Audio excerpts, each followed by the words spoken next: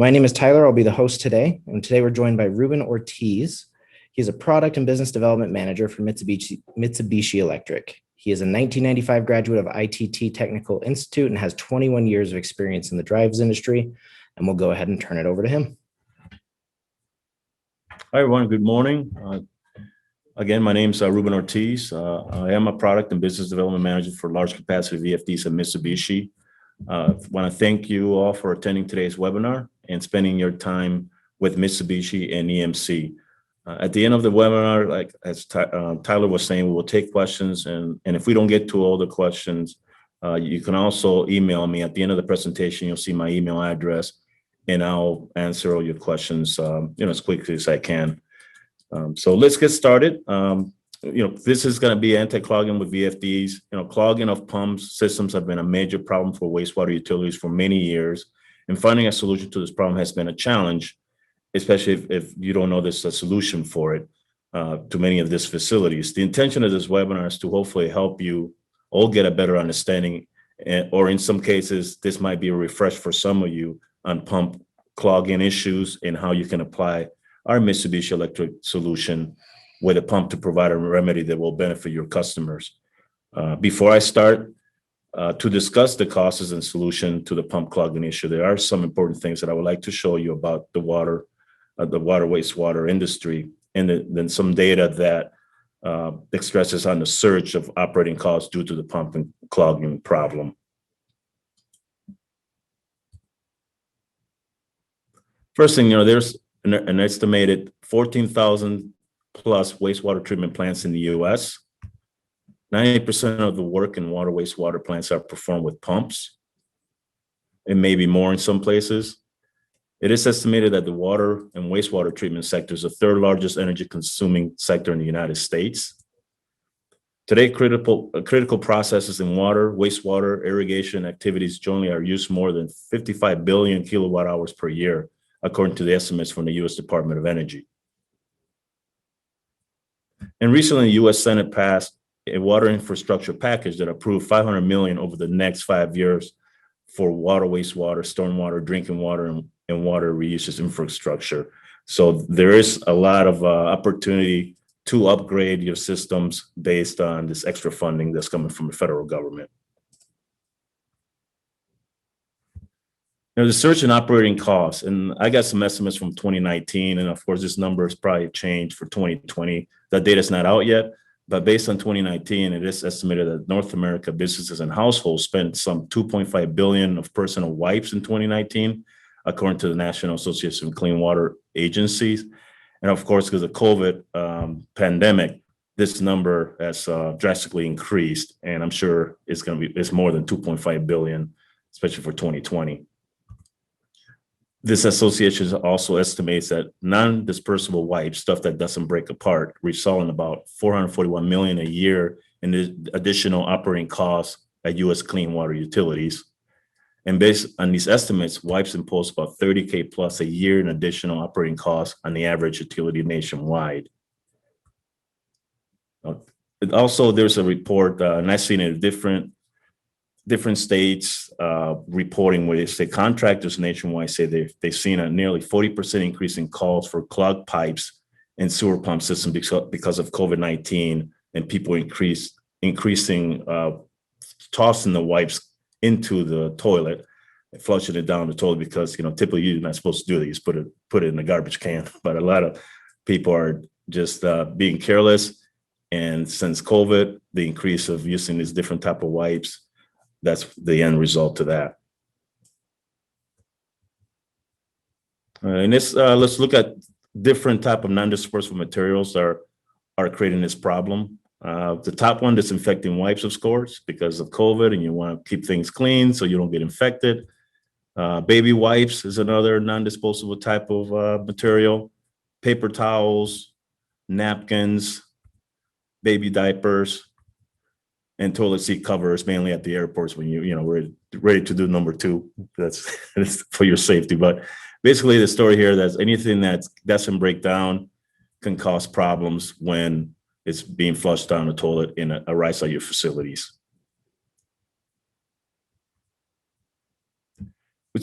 I know typically in this industry and this utilities, the screening process are not a safeguard. The bar screening that's done initially to try to remove some of these objects, materials, it's not going to filter every single material going through that process before it gets to your system, through your tanks. And then once they get pumped, you're trying to get rid of the sludge. There's going to be a lot of materials that you're going to sneak by.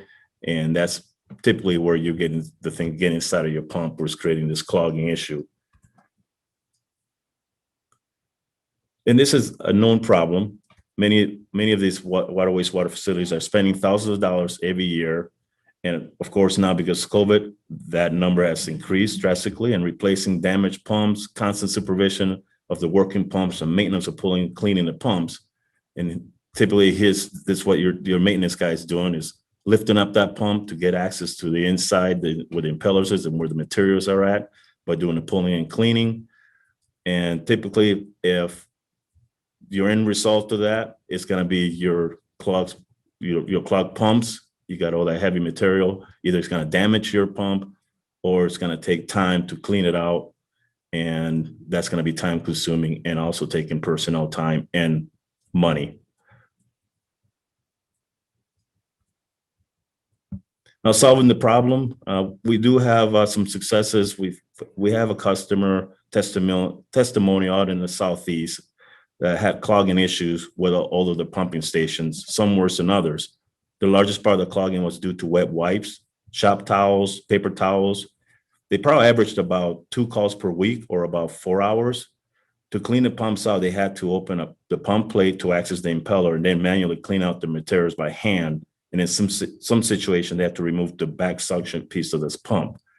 They were desperately looking for a solution to this problem, and they decided to contact EMC, Mitsubishi, and they were desperately looking for solutions. So what they did, they installed the FR F800 series drive at one of their pump stations to give it a try.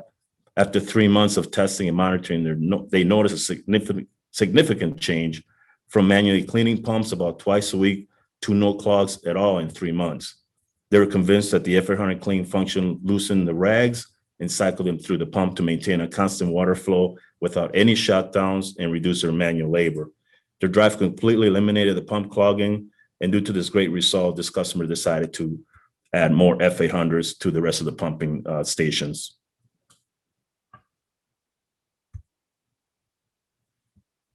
So now the FR F800 series drive anti-clogging feature, we'll talk more about that, and you'll see the different type of programming that's required, and also show you the sequence and how that works. So first, we'll begin with the cleaning pattern. So the drive, what it's doing is using a programmable timing sequence of forward and reverse rotations of the pump to get rid of and remove non-dispersible materials from the impeller.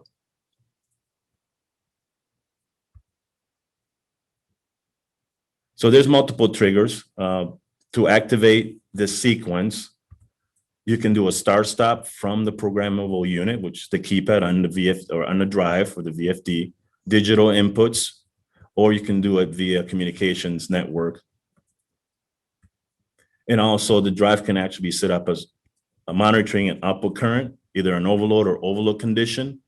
And it's going to basically do the sequence automatically by sensing the change of what's going on inside that impeller. So there's a load change, the drive will react and start to activate the cleaning sequence. There's one of our customers in the Northeast that's a leading U.S. manufacturer of pumping products for groundwater and wastewater removal in residential and commercial applications.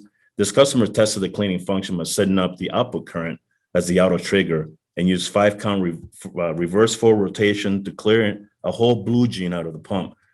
So basically they threw a whole blue gene, and what the drive did, it just went back and forth to remove that gene and start to shred the genes, and eventually start to move the material through the impeller out the outlet of that pump pipe, and it cleaned it out completely based on the current sensing feature on that pump cleaning.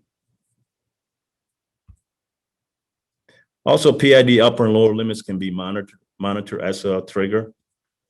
Low warning, And of course, we have tons of other type of selections within this, but your most common trigger is going to be either at start stop command or the up current condition.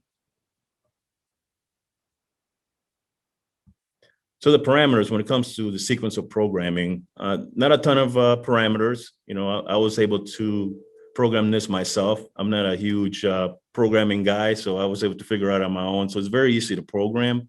The main parameters when it comes to setting up the sequence, you have the number of cleaning times that's required. And in this parameter, you can select the number of times you want to go in reverse or forward. So if I program it for, I want it to go reverse 4 times, go forward 4 times, parameter 1470 is where you would enter that number. And then the type of trigger, again, is it going to be from your keypad? It's going to be from your IO? It's going to be from communications? You can program that trigger there to enable the sequence. At what speed do you want to go when it goes in reverse? 15 hertz, 30 hertz, you can program that frequency to what you want that to be. How quick do you want that reverse acceleration? 1 second, 2 seconds, 5 seconds. And then you do the same with the forward direction. At what frequency you want that to go? How fast? There's also a timing, so you can go reverse for a certain speed, wait for a few seconds, and then go to forward, wait for a few seconds, and so on. So you basically can create the frequency, the timing of how fast this is going to happen. Also, a stop sequence is part of this cleaning process. So once the reverse stops, you can wait 2 seconds, 4, 5 seconds before it goes into the forward direction. And then you can also program your acceleration, how fast you want it to go up to speed and how fast you want it to come down in speed. And then we also have a time interval, so you can actually separate your sequences. So let's say I program the drive to go reverse 4 times, forward 4 times. Once it completes that sequence, you wait maybe 2 more hours to repeat that sequence again. You can basically do it as long as you want when it comes to separating this time interval.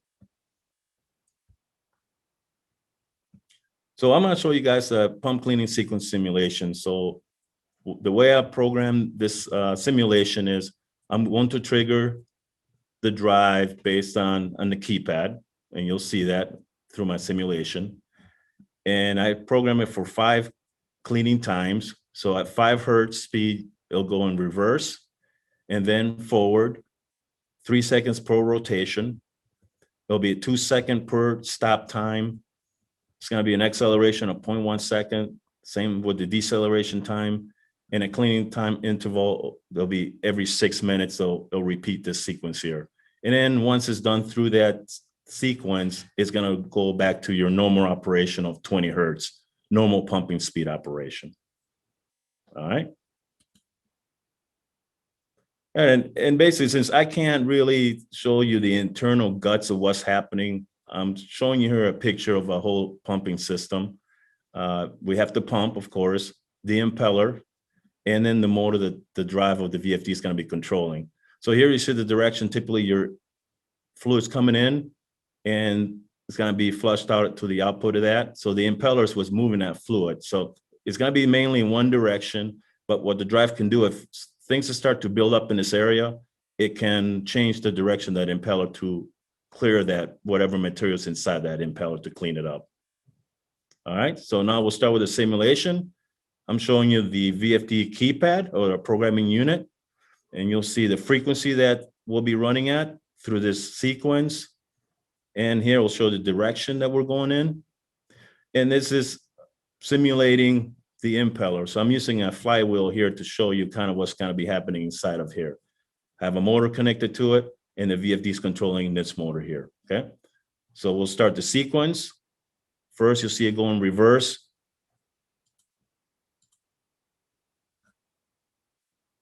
See 5 hertz going in reverse. It'll stop, wait a couple seconds, going forward, 5 hertz. We'll stop for a couple seconds, go back in reverse, 5 hertz again.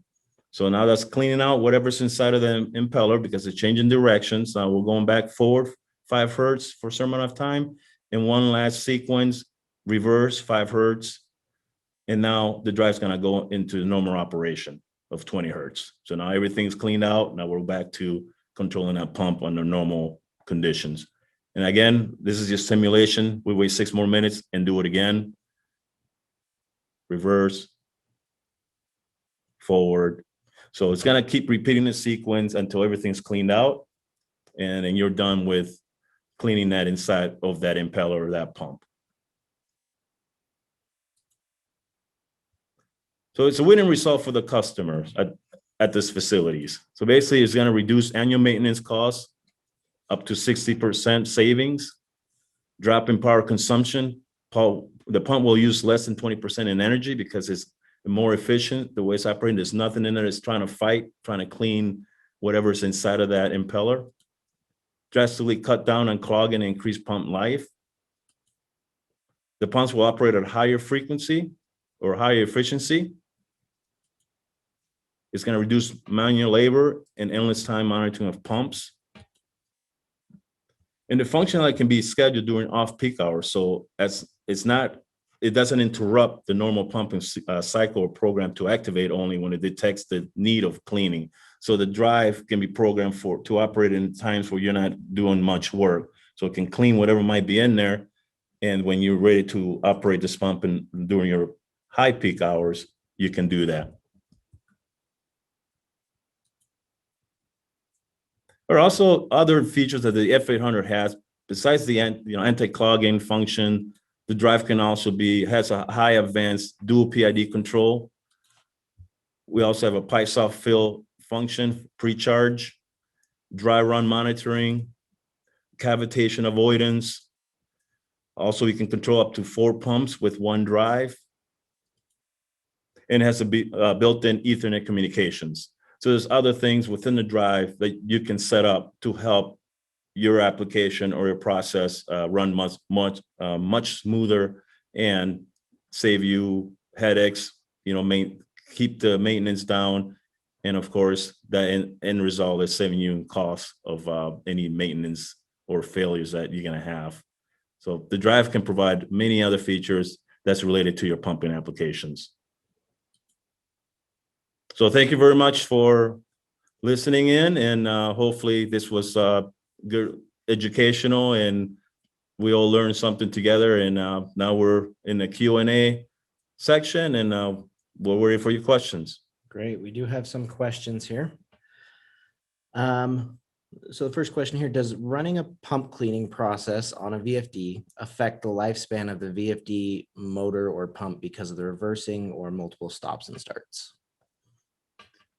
No, it will not affect your VFD or your motor. Of course, it's going to be different variables there depending on what it's cleaning, how often it's cleaning it. Of course, after a certain amount of time, there could be a wear and tear there. But for most cases, if everything is sequenced right, you're cleaning it at the right time where it's not enough, having heavy buildup in there, the drive will operate smoothly for a long time. Okay. With vertical hollow shaft motors, issues can occur when the pump is operated in reverse, such as loss of head pressure and overheating. Can this VFD application be applied to vertical hollow shaft motors where loss of head pressure is an issue? Yes. So how does that work? For that, we can provide you some parameters on what needs to be set up. Great. Okay. Next question we have. Typically, how often does a pump cleaning process need to be run to be effective, and how many rounds of reversing are usually done each time? Yeah. Well, that's going to be more of a trial and error. I guess you have to do some fine tuning to figure out what's going to be a fit for what you're trying to do. Because depending on if you're aware that you're having cloggings, like this customer that I use as a reference, they knew they had so many clogs during the week and hours. They programmed it based on that. And for them, they knew when they ran this for 3 months and the drive basically eliminated any clogging going on. So to me, it's just going to be a case by case. You have to set it up, run it, and see how it does for what you're trying to do, what you're trying to maintain for you. So I guess you have to know what are your clogging, how often does it clog, your pumps clog in your building? Is it weekly? Is it every 2 weeks? Is it a month? And you program the drive accordingly to that. Is there any input that tells the VFD that a pump cleaning sequence isn't working and the VFD should trip? It's the pump cleaning is not working. Yeah, there is, but you can actually monitor if this account where the drive knows how many sequence counts that it's doing, so you can monitor and see if it's actually doing the sequence. If you don't see anything account, then you know that the drive's not doing what it's supposed to be doing when you start that sequence. But there is a place where you can actually read how many counts is done when you set it up. Let me go back to that parameter just to show you that.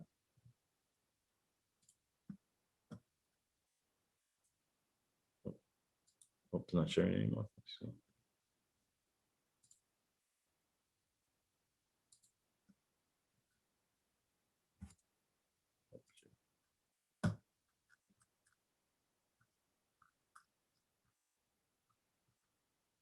See right here, parameter 1469 is something you can read. And I'm not sure if you're looking over the network communications, there's a number of cleaning times monitor. So you can actually see if the drive is actually doing that, or you can go right to the drive, the programming unit, and you can monitor and see if the drive is actually doing a counting sequence.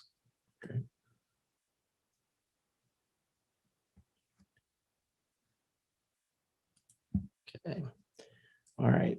The next question we have is what additional equipment is required with the VFD to make a pump cleaning sequence work, or can it operate on just a lone VFD? Yeah, everything's the VFD. You don't need any additional equipment. So the VFD is either you're gonna trigger it manually. If let's say if you want to use some kind of input to trigger it, that's probably the only thing I would think of using a switch or push buttons to activate it. You could do it that way, but everything else is if you're doing over the network. Besides that, everything is within the VFD itself. You program all the parameters you need. You can program it for output current monitoring, and the drive automatically will do the sequence on its own based on the condition of what's going on inside of the impeller. Okay. Does the efficiency of the pump cleaning process on the VFD change based on what processes or methods a specific wastewater facility is using? So, for example, depending on how they process their water, does the efficiency of this process change? When it comes to efficiency, I guess we're looking, I guess we're looking at how hard the motor is going to work based on this function. I guess I would say if the efficiency is going to drop because it's working much harder to clean something, but the drive is going to be the reason why the drive is going to improve that efficiency because it's going to keep that, that travel space clear, and the fluid is going to go through that impeller much, it's going to be less things that it has to push. It's just pushing fluid versus pushing materials that might be built up in there. So the more that is clear and more consistently clear, the drive's going to perform at a high efficiency for that motor because the motor's not working as hard because you're keeping that path clear from your in to your out of that pump. So hopefully, I hope that answers your question on that. I think so. As far as Mitsubishi goes, what range of horsepower and voltage VFDs contain this feature? All our voltage offerings, we go from 200 volt all the way up to 600 volt. We start from 1 horsepower all the way up to about I would say 800 horsepower. But yeah, we can provide various voltages and various horsepower ranges for that solution. So all our F800s, our F800 can go up to 800 horsepower. So if you have an application that goes that high, EMC would be very happy to sell you some 5 and 800. But so yeah, so basically, the drive will perform at any voltage, from 200 to 600 and up to 800 horsepower. All right, that is all the questions we had come in today. So we want to thank you for joining us and thank Ruben Ortiz for joining us from Mitsubishi. And we look forward to seeing you next time.